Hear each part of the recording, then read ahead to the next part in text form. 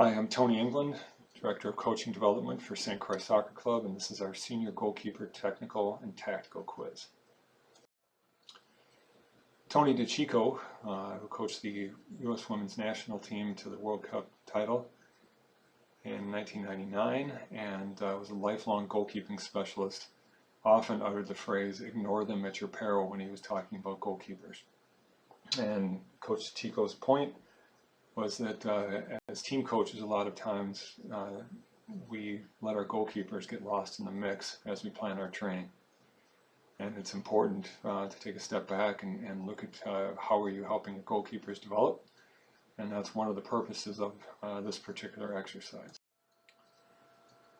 So by way of overview, if there's a general theme here, it's that are goalkeepers thinkers? Are we teaching goalkeepers to analyze what they see in front of them, their own actions, etc.?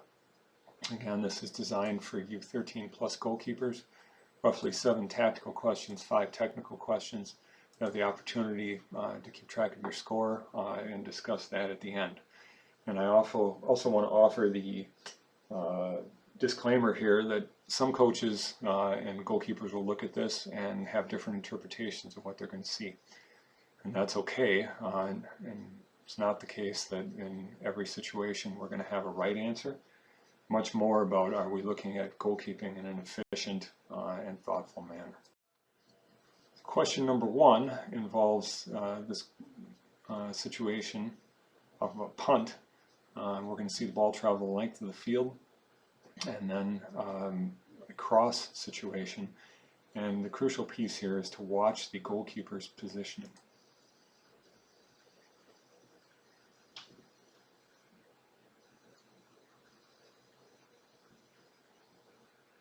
Dark jerseys here are the 2004 Academy boys. And we get a nice goal at the back post. The question again is, how would we assess the goalkeeper's performance on this particular cross? And here are your options.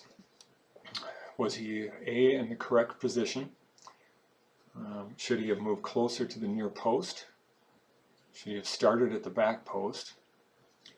Should have been more central starting position that would give him a chance to get to the cross. Serve was his to deal with, and he misplayed the ball. That's letter D. Letter E, should have called away and received clearance help from a defender.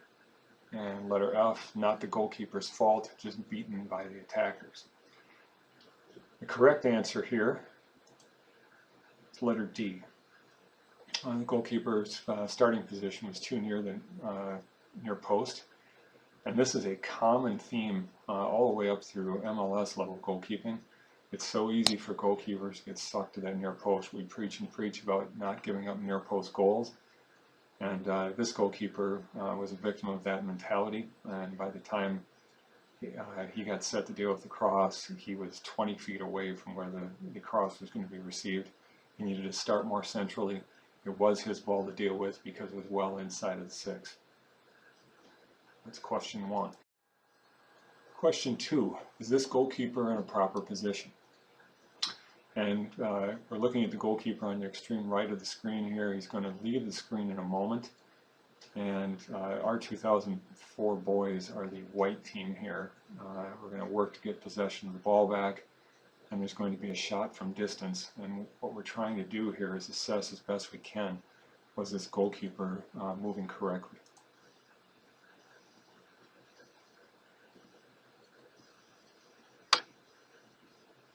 You can see the ball turn around here.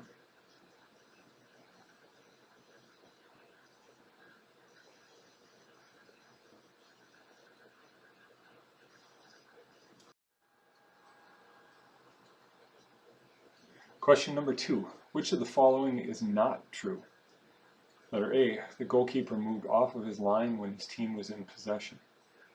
Letter B, the goalkeeper was able to recover to a good position from which to try to save. Letter C, the goalkeeper used proper tipping technique to try to parry the ball. Letter D, goalkeeper should be able to deal with the ball from this distance. And letter E, all of the above are true. Selected your answer. The correct answer here is letter B. The goalkeeper was able to recover to a good position from which to try to say that is not true in this circumstance. And this is one of the toughest coaching points that we have, because we want our goalkeepers to be connected to the defense, and yet at the same time it's really annoying to see people get shipped from 20-25 yards. And this goalkeeper did a good job of moving forward with his team, was a little slow to retreat. Everything else here was okay from him. He used proper tipping technique. His recovery footwork was good. He just needed to do more of it earlier. And it is also definitively true, again, that the goalkeeper should be able to deal with the ball from this distance. Dealing with breakaways. Again, another very difficult subject. Every goalkeeper has strengths and areas of concentration for improvement with breakaway situations. This is again from one of the matches at Shattuck this year against Nebraska ODP. It's the 04 Academy Boys. And this is on a counter. And we're going to try to see how we could help this goalkeeper from this situation. And this is a difficult one.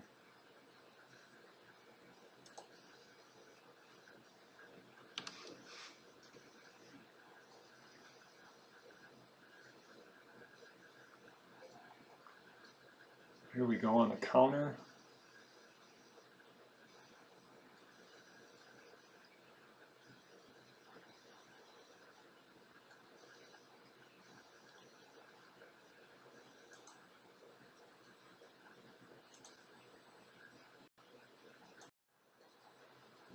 So question number 3, which of the following would have helped this goalkeeper? A higher starting position. B, staying in his goal. C, staying on his feet longer. D, controlling his approach as the attacker was not under pressure. Or E, full out dive into the shooter's feet as he is under pressure. F, letting the defender deal with this situation. So which answer did you choose? The correct answer here would be to control his approach as the attacker was not under pressure. The man on the ball here, Ish, had plenty of time to look up and simply roll the ball past the goalkeeper. Good attackers are taught to do this. You've got a goalkeeper who's running full speed at you. If you can catch him in that movement and roll the ball by him, it's very difficult for the goalkeeper to deal with this. So if this attacker was under all kinds of pressure and the goalkeeper could close perhaps with a little bit more stealth, he might have a chance to get into the shooter's feet and take the ball off of him. Under the circumstances, that was not a possibility here. And because of that, he's got to be much more careful with his approach and probably even delay it a little bit. And then as he closes, be able to make adjustments. And he completely sold out here pretty early, and as a consequence was caught just moving forward with the inability to do anything sideways.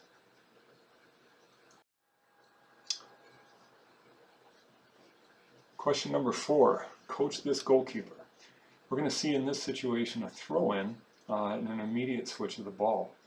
And I would argue that the goalkeeper is going to make a decent effort here, but we've got to give him a tip on how to deal with this situation. And what would that tip be?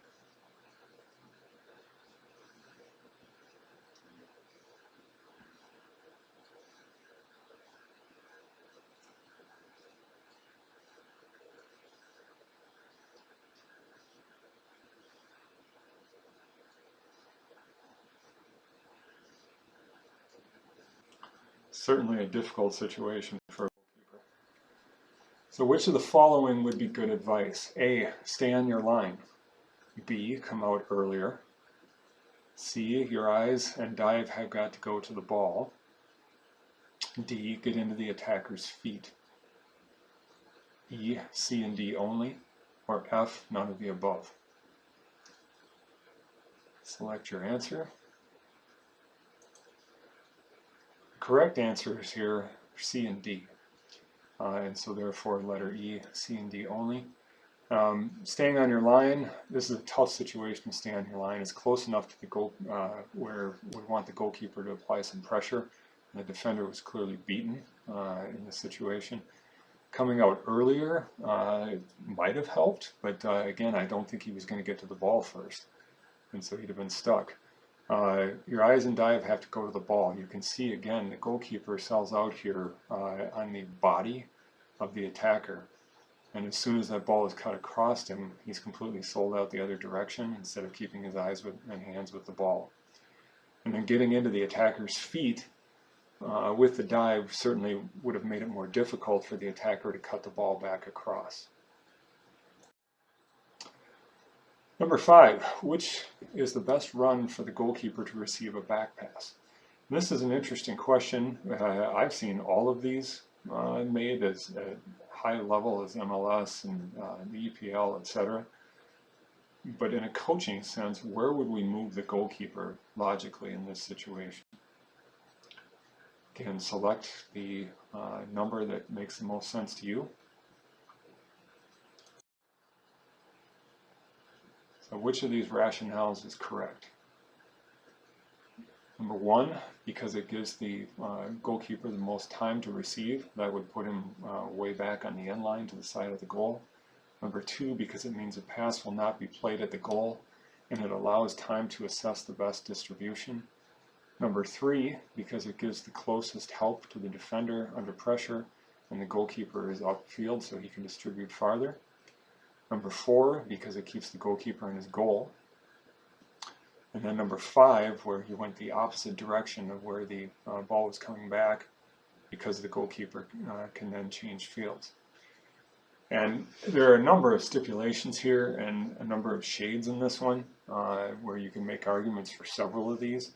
The most correct answer is number 2. And it's largely because this applies to most situations. Certainly it will depend somewhat on whether there is pressure on the ball, what kind of field conditions you're in, particular talents of your own goalkeeper for playing with their feet, etc. But in the situation where number 2 is presented, we're not playing the ball back at the goal. We still are allowing some time. And for instance, if you had chosen 3, charging to the top of the 18 here is just bringing the defender closer to where the ball is going to be. And you're bringing pressure and creating a lot more stress in the situation than perhaps needs to be. And the opposite is true here. If we put the goalkeeper all the way over on the end line, the amount of time that the ball will take to travel to that distance, again, it could be a bit of concern if we want to get things turned around. It also puts more pressure on the back pass player to deliver a better ball. If it's under hit, for instance, it's going to be very difficult to get there. If it's over hit, there's no extra room to deal with the ball. And so it's a tough one. Some coaches prefer to just leave their goalkeeper in the goal. And again, if there's no pressure on the ball, that's fine. A safe move, though, is to move it to the direction of number 2. Number 6, what are the goalkeeper's responsibilities in this situation? I'll describe the situation here. The white team has gotten to the end line and is clearly going to get across. The red defender is late and is not going to be able to prevent that cross. In front of the goal, we have the goalkeeper in a good starting position. A ball that's served just inside the 6, that's very important here. And 2 runners, look at the relationship of the runners to the defenders. That's going to be very important in formulating your answer. So what are the goalkeeper's responsibilities in this situation? A, call away. B, before the cross, check to see how many runners and how many defenders are approaching the goal area. C, hope the defenders will be able to get back and deal with the cross. D, call keeper and make the save because the cross is in the 6-yard box. Select your answer here. And the correct response is letter F, B, and D only.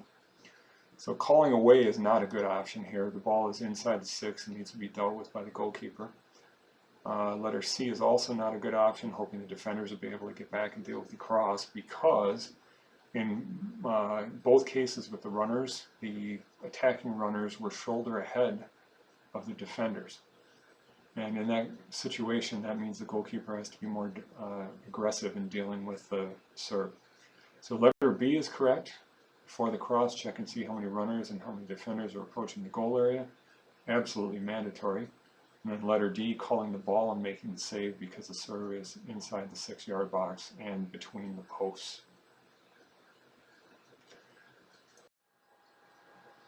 Technical question here. Which of the following is not true regarding this save? So have a look at Oscar here. Played with our 98s for years. He's an outstanding goalkeeper. And assess his technical positioning here and his manner of handling the ball. So which of the following is not true? The goalkeeper's feet are set and he has good balance. The goalkeeper's hand position is excellent, allowing him to cleanly receive the ball. Letter C, the goalkeeper should extend his arms more to be able to absorb the speed of a heavy shot. Letter D, the goalkeeper's concentration on the ball and his eyes is very good. And letter E, all of the above are true. Select your answer. Correct answer here as to what is not true is letter C. And Oscar's arms were pretty fully extended already. Again, he's got good reach. The ball is off of his body. This is something that I notice a great deal in technical training with goalkeepers. Tend to catch the ball right near their chests in this situation. And again, extending your arms just a foot or so gives you that extra spring to be able to absorb a heavier shot as you become a more advanced goalkeeper. The rest of this, Oscar's feet are set, his balance is terrific, his hand position is very good, and his concentration is excellent as well.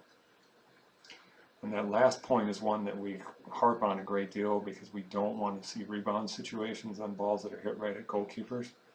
And so we want to have that concentration all the time. Number 8, why is this good technique?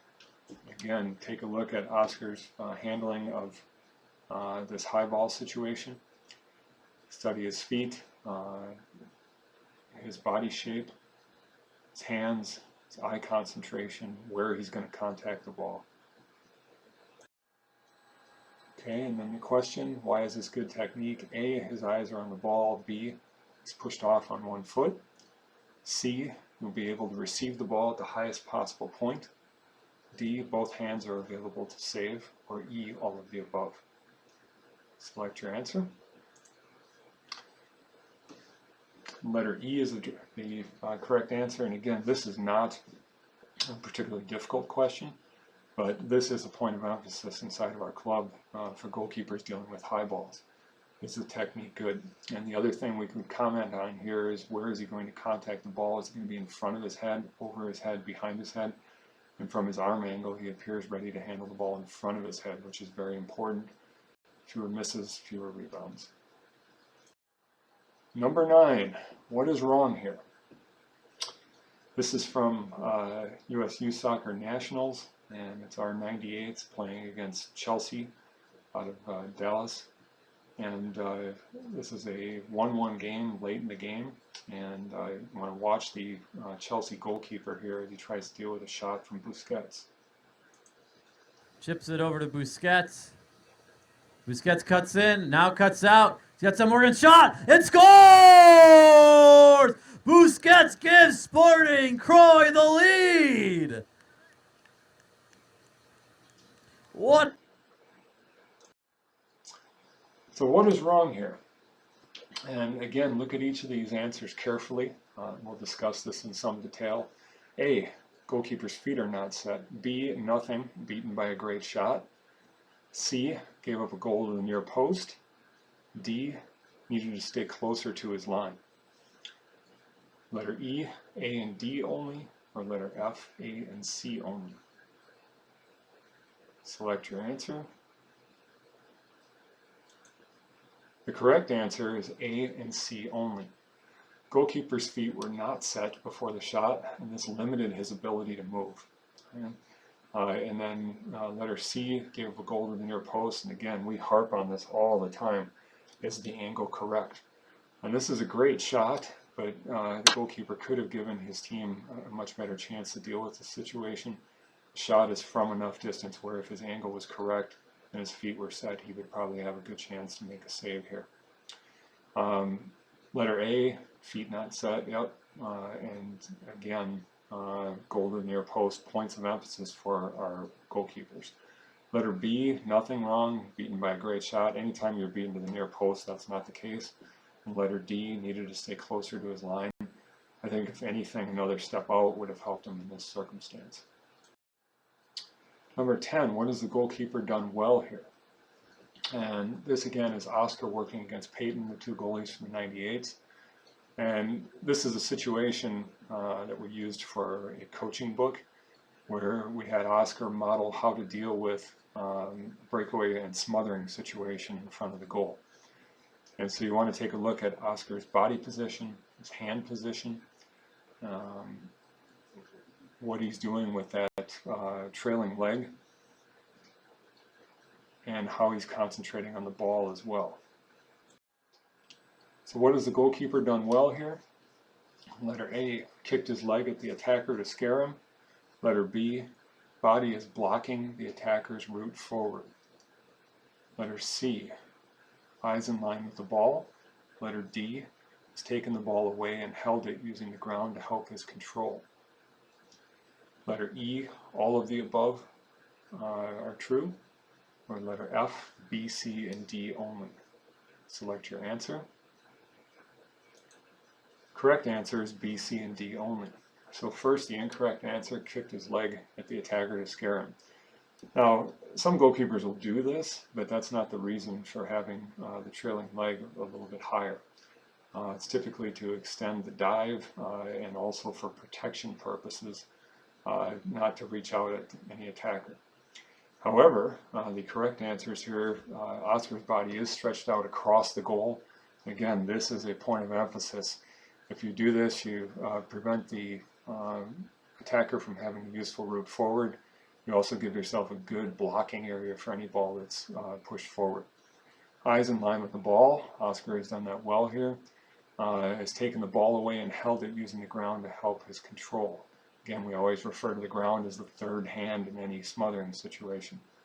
And that's really important. And Oscar's hand position is very good too, so that if there is a rebound, it's probably going to end up right in front of him because of the way he's stretched out and the hand angle that he has on the ball. Number 11. This is a situational question looking at both technique and tactics. This again is the 1998 boys playing with a 2-1 lead with less than 2 minutes remaining against Chelsea in the Nationals match. And we've just conceded a corner in this situation. We want to look at the goalkeeper's behavior and his technique during this high-stress situation. One last chance here for Chelsea to tie it up. Nice play by number 8, Marcel Sanchez. Sanchez weaving through the box and gets one started. Flores taking the corner.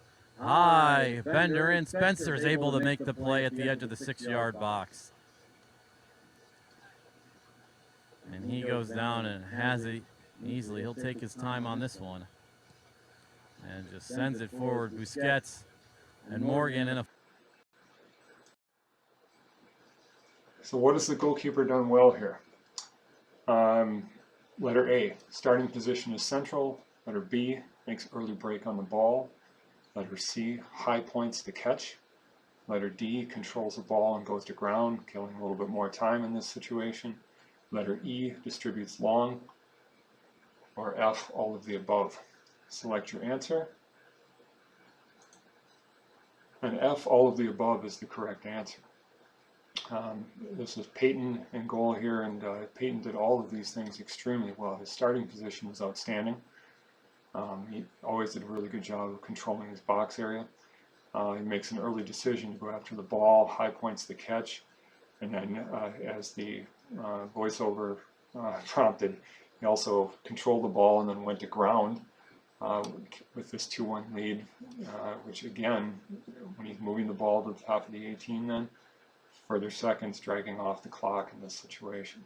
And then his distribution is long. This is not a situation where we would want one of our goalkeepers rolling the ball out at the very end of the match like this with a lead. Goalkeeper and team organization dealing with a corner kick.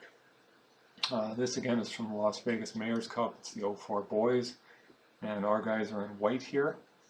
And what you're going to see is a corner kick taken by our team against a Maryland team, and a ball served to the back post for one of our runners.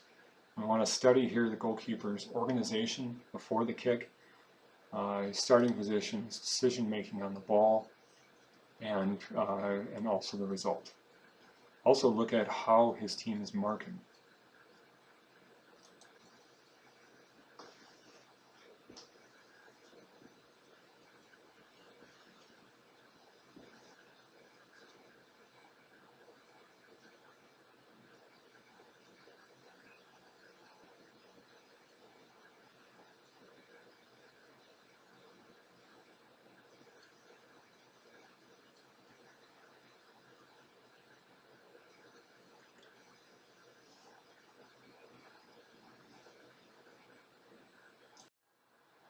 So which of the following is true? Letter A, the goalkeeper organized his team well before the kick. Letter B, goalkeeper's closed stance did not allow him to deal with the serve to the back post. Letter C, team used zonal marking to defend the kick. Letter D, team placed players at both posts to help defend the kick. Letter E, goalkeeper footwork is incorrect to deal with this serve. Select your answer. Correct answer is F. B and E are true. So let's look at the incorrect answers first. Letter A, the goalkeeper organized his team well before the kick. Not true in this case. And we'd like our goalkeepers to be very assertive in trying to make sure that people are where they're supposed to be and on their toes and ready to go. And this goalkeeper eventually bounced up and down a little bit, but otherwise was not doing any directing, was pretty passive in the situation leading up to the goal. Letter C, the team used zonal marking to defend the kick. Also not true. They were man marking, and because of that, a couple of the runners got lost. One of them, excuse me, was able to head home. Letter D, the team placed players at both posts to help defend the kick. Also incorrect. There was no player at the back post to help with the defending on the kick, and consequently, there was a wide open space there. So the correct answer is B. Goalkeeper's closed stance did not allow him to deal with the serve to the back post. And if you watch the video closely, his right leg is upfield foot is too far forward in this situation at the beginning and closes him up to what's going on behind him. You could also argue that he puts weight on that front foot and almost steps in the direction of the source of the kick, which of course is the wrong direction in this particular case.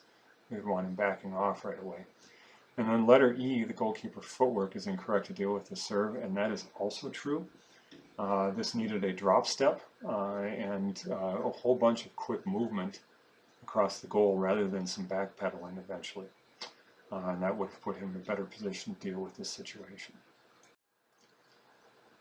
So in conclusion, just asking a couple of questions here. What goalkeeper tactical decisions were emphasized in this quiz? And again, we tried to pick out some things that are prevalent in our analysis of our goalkeepers within our club. And some of those tactical decisions are things like dealing with breakaways, dealing with back pass situations, dealing with crosses and corners. And then similarly, what technical elements were emphasized here. And certainly dealing with that long ball, the high tipping situation. The goalkeeper, remember, did it right, but his footwork did not put him in a good position in order to deal with that. Again, the footwork on the corner kick on the number 12 question, very important to analyze that. And just simple basic catching technique for senior goalkeepers, extending their hands, absorbing pressure, Those sorts of things are very important here. How much of goalkeeping is cerebral? Well, again, I think looking at the amount of decision making that had to be done here, and also the technical comfort level and execution, we can say that a great deal of goalkeeping is mental. And this doesn't even begin to touch on, how do our goalkeepers perform under pressure? Are they team leaders? Those sorts of aspects of the mental part of goalkeeping. So it's very important that we address those things, and as goalkeepers, we want you to be thinking about and watching the game all the time and asking questions. So finally, what was your score? And I would argue here, if you scored 10 out of 12 or better, you're doing pretty good work. If your score is lower than that, go back and look at the situations again. And I would invite people to do that anyway. And if you ever want to chat about any of these, feel free to reach out. That concludes today's goalkeeping quiz. Thanks for watching. And again, don't ignore your goalkeepers.